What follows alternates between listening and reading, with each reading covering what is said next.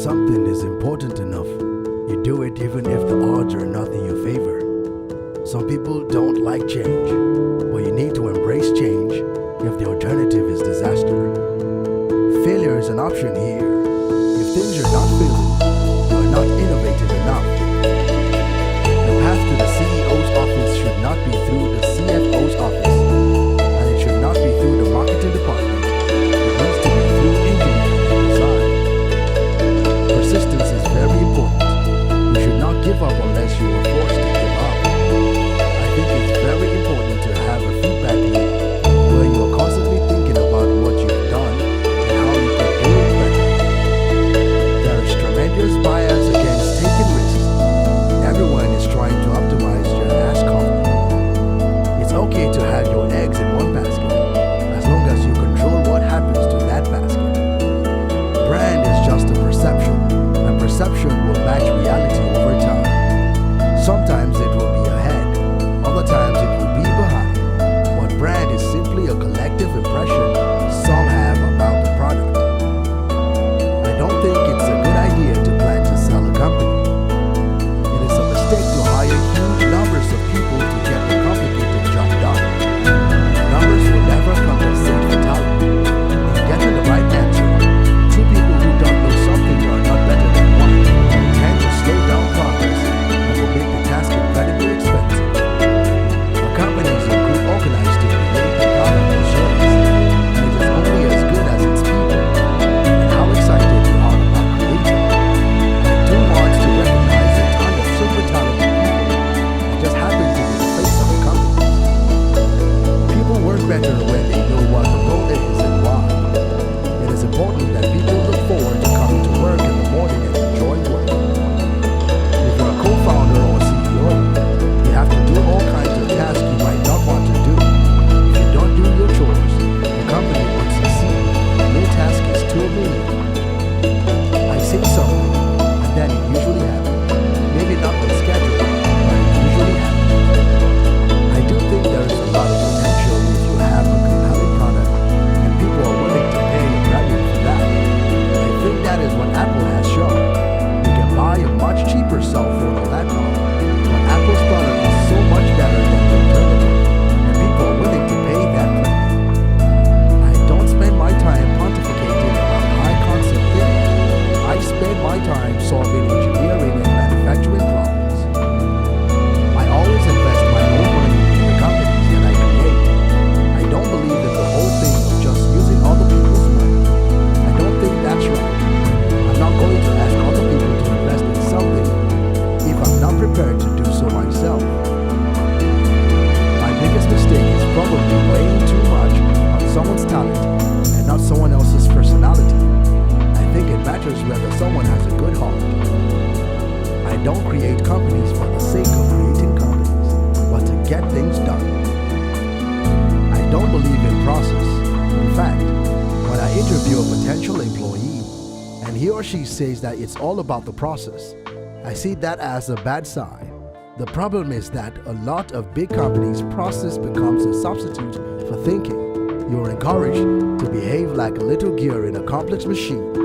Frankly, it allows you to keep people who aren't that smart, who aren't that creative. Starting and growing a business is as much about the innovation, drive, and determination of the people behind it as the product they sell. The first step is to establish that something is possible and a probability will occur. There are really two things that have to occur in order for a new technology to be affordable to the mass market. One is you need economies of scale. The other is you need to iterate on the design. You need to go through a few versions. Talent is extremely important. It's like a sports team.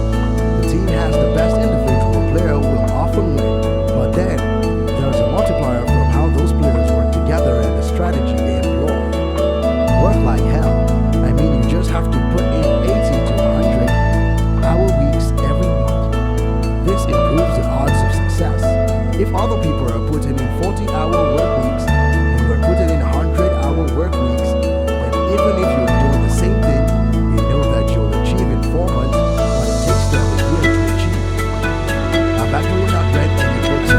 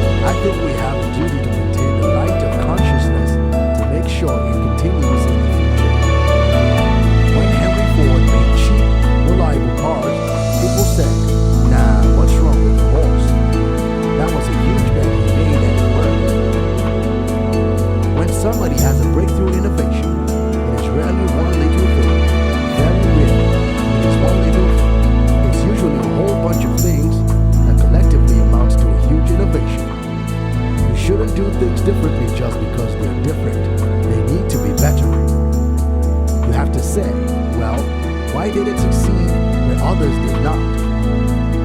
I would just question things. It would infuriate my parents that I wouldn't just believe them when they say something, because I'd ask them why. Then I would consider whether that response made sense given everything else I knew. It's very important to like the people you work with, otherwise life and your job is going to be quite miserable. We have a strict no assholes policy at SpaceX. I think the best way to attract venture